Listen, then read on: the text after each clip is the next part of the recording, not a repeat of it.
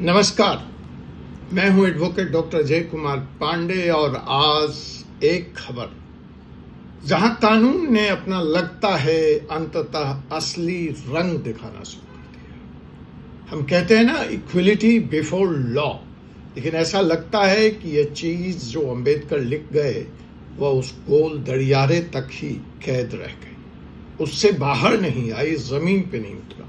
लेकिन पिछले दिनों की कुछ घटनाएं, खासकर यह घटना, यह बताती हैं कि इक्वलिटी बिफोर लॉ है और लॉ अगर अपने पर आ जाए तो इसके आगे कितना बड़ा भी शक्तिशाली व्यक्ति हो, तानाशाह हो, वो टिकता नहीं। ईडी को थप्पड़, ईडी को तगड़ा झटका, इन्फोर्समेंट डायरेक्टरेट, फिर बारी आई हाई कोर्ट के जज की, उसको लताड़ा और अब powerful MP, member of parliament को रेप के जुर्म में अंदर कर दिया। यह है कानून की ताकत।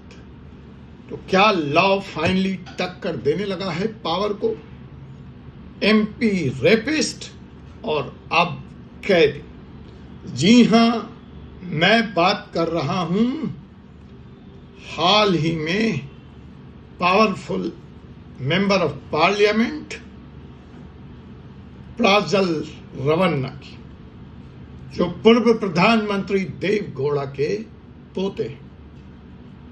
एक एमपी, वो भी ऐसा वैसा नहीं, एक्स प्रधानमंत्री का पोता, फॉर्मर सीएम का भतीजा, और अब वह बलात्कार के सजा में आजीवन कारावास काट रहा है। जो विक्टिम है, जिसके साथ यह अत्याचार हुआ या अन्याय हुआ, वह कोई पावरफुल महिला नहीं है, वो कोई अप्रोच वाली नहीं है, वह किसी शक्तिशाली परिवार से नहीं आती है। इसलिए यह केस कंट्रास्ट में देखना बहुत महत्वपूर्ण हो जाता है। कंट्रास्ट देखिए, एक तरफ प्रधानमंत्री, पूर्व प्रधानमंत्री का पोता, खुद एमपी, और दूसरी तरफ एक बेचारी अदनासी नारी, उसमें भी डोमेस्टिक हेल्प। तो देख रहे हैं कितनी बड़ी इंबैलेंस थी पावर की, लेकिन कोर्ट ने अपना रंग दिखाया और कोर्ट ने अपना काम कर दिया। तो साहब, यह कोई निर्णय नहीं है, यह कोई जजमेंट नहीं है, यह एक नंगा सच भी है कि पॉलिटिक्स के नाम पर कुछ लोग अपने को जो यह समझते हैं कि वह कानून से ऊपर हैं, आज उनका यह भ्रम, this illusion must have been broken. तो साहब, प्राजल रवन्ना हसन, कर्नाटक से Lok Sabha MP, powerful Deve Gowda family का हिस्सा, लेकिन अंदर से हैवान। हैवानियत भी किस पर दिखाई? एक महिला पर। वो भी महिला कैसी? अबला ही नहीं सर, बेचारी डोमेस्टिक है, लोगों के बर्तन भांडे घर में झाड़ू पोछा करके अपना पेट पालने वाली महिला। उसको पहले तो सेक्सुअली एक्सप्लॉइट किया, फिर उसकी वीडियो बना डाली। देखिए हिम्मत, अपराध भी कर रहे हैं और अपराध का सबूत भी अपने पास रख रहे हैं, बना रहे हैं साहब। और फिर उसी वीडियो का गलत इस्तेमाल करके उसको दबाया भी गया, या दबाने का प्रयास भी किया गया।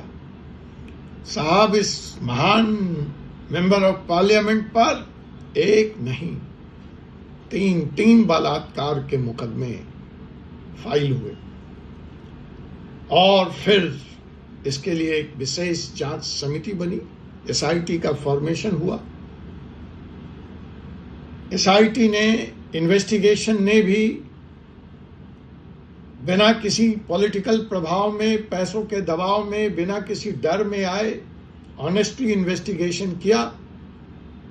Then we came to know this was not a single one incident, but it was a series of exploitation.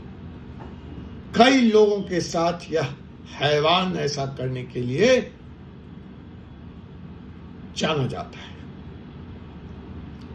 और फिर विक्टिम ने हिम्मत दिखाई और उसने इस हैवान के खिलाफ कंप्लेंट फाइल की 2024 में।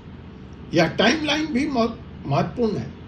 24 और आज 25 आते आते साल भर के अंदर इन्वेस्टिगेशन से लेके, चार्जशीट से लेके, कॉग्निजेंस से लेके, आर्गुमेंट से लेके, क्रॉस से लेके सब कुछ हो गया और फैसला आ गया। और फैसला भी आया आजीवन कारावास का।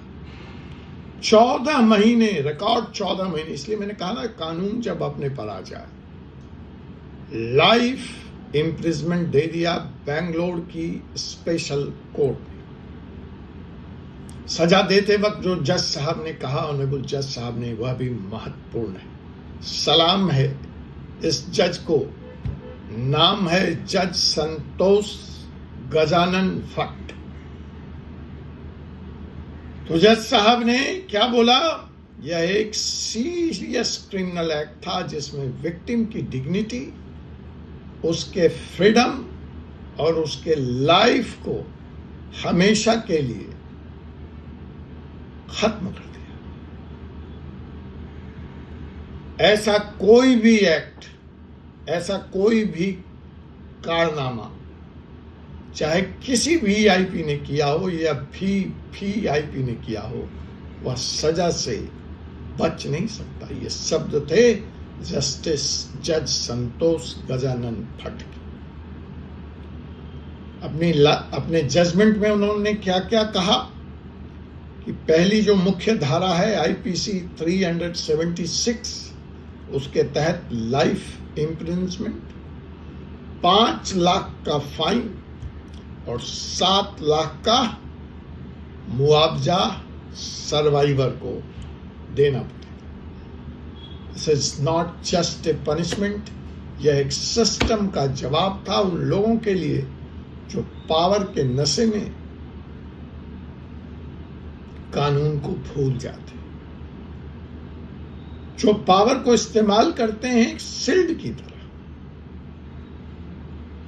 तो साहब, यह जो मुकदमा था, यह कॉकटेल है पावर का, पॉलिटिक्स का और परवर्जन का, प्रवर्ट माइंड। व्यक्ति की सोच देखिए कितना प्रवर्ट है, मानसिक रूप से बीमार है। प्रज्वल सिर्फ एक एमपी नहीं था, वह एक डायनेस्टिक, पॉलिटिकल डायनेस्टी का फेस था साहब। या वही लोग हैं जो रेप के बाद इलेक्शन टिकट भी ले लेते हैं। ये वही लोग हैं जो विक्टिम को डर्टी कैरेक्टर का सर्टिफिकेट देते हैं, लेकिन कोर्ट में जब उनका चेहरा, उनके चेहरे पे छिपी शराफत की नकाब उतरता है तो उनका घिनौना चेहरा समाज के सामने आता है। क्या आज भी हम इस बात से इनकार करेंगे? क्या यह सजा काफी है ऐसे लोगों के लिए? क्या यह आखिरी केस है जिसमें किसी ऐसे पावरफुल नेता को सजा मिली है? बिल्कुल नहीं। यह एक शुरुआत है, यह एक मैसेज है सत्ता के नशे में चूर लोगों के लिए, पावर के नशे में बौड़ाए लोगों के लिए। जो सर्वाइवर है उसको भी सलाम है जज के बाद। वह एक हीरो है जिसने इतने माइटी एम्पायर के खिलाफ यह जंग लड़ी, जिसने हिम्मत की। वरना अच्छे जब सामने वाला इस अस्तर का हो तो अपने कदम डर से खींच लेते हैं, बिक जाते हैं। एक डोमेस्टिक हेल्प नौकरानी, घरेलू नौकरानी, घर में काम करने वाली बाई, सफाई वाली, जिसकी आवाज कोई नहीं सुनता, उसने सिस्टम के अगेंस्ट जाकर एफआईआर किया। उसके खिलाफ डिफेमेशन, थ्रेट, प्रेशर सब कुछ था, लेकिन वो 14 महीने अकेले लड़ती रही सिस्टम से। डरी नहीं, घबराई नहीं. She stood like a firm rock. SIT के चीफ BK सिंह ने बोला, She never blinked. She never backed down. The woman deserves a Bharat Ratna in my book, not silence. ये SIT के चीफ BK सिंह ने कहा. BK सिंह साहब, आपको भी सलाम, वरना यहां तो पुलिस वाले क्या करते हैं. सिस्टम ने अपना काम किया, अब बाकी काम कौन करेगा. जब सुप्रीम कोर्ट बोलता है जजेस कांट गैम्बल विथ लॉ, अभी कल बोला supreme court Allahabad high court के एक जज के बारे में, प्रशांत कुमार. तो हमने अपनी भाषा में जज साहब से यह कहने की कुव्वत की कि जज साहब, नेता भी तो अपने को कानून से ऊपर समझता है, पर अब काम शुरू होता है पब्लिक का. डिमांड करिए कि रेप के मुकदमे, ऐसे बलात्कार के मुकदमे फास्ट ट्रैक कोर्ट में चलें. कोलिजियम जज बनाने से पहले पूछे कि इन जज साहब का रिकॉर्ड क्या था. पॉलिटिकल पार्टी टिकट देने से पहले रेप केस चेक करे, ना कि बैंक बैलेंस. अपराध की लिस्ट चेक करे, न कि बैंक बैलेंस. यह तभी होगा जब आप जनता जगेंगे और आप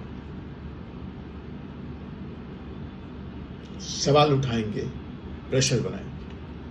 अगर सीरीज ऑफ बलात्कार की कंप्लेन है, 3 तो बिल्कुल ऑन रिकॉर्ड है, तो सोचिए ऐसे कितने लोग होंगे जो चुप बैठे, जिसको इस हैवान ने अपना शिकार बनाया, लेकिन वो मिडिल क्लास फैमिली से आते हों, वो हाई क्लास फैमिली से आते हों, वो पॉलिटिकल नेता होंगे जो इस आदमी के पास टिकट मांगने गए हों,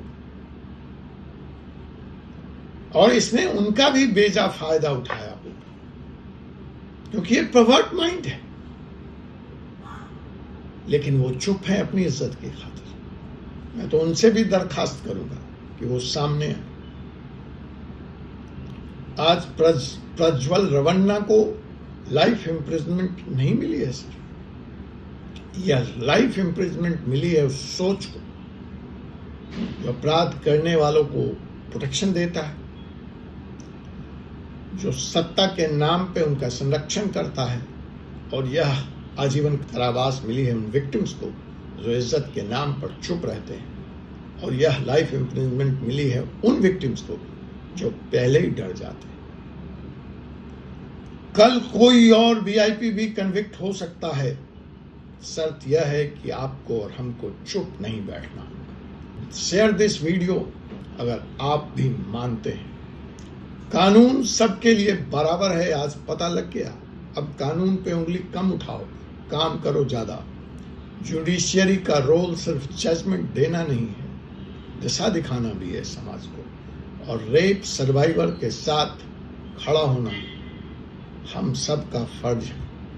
मैं हूं doctor Ajay Kumar Pandey, advocate supreme court. और याद रखिए, रेप के खिलाफ लड़ाई सिर्फ FIR तक नहीं होती. जब तक कन्विक्ट जेल न जाए तब तक सिस्टम से लड़ते रहिए, काम के लिए दबाव बनाते रहिए. जय हिंद, जय नारी शक्ति, जय न्याय. आपसे पुनः मुलाकात होगी एक ऐसे ही वीडियो के साथ अगले एपिसोड में.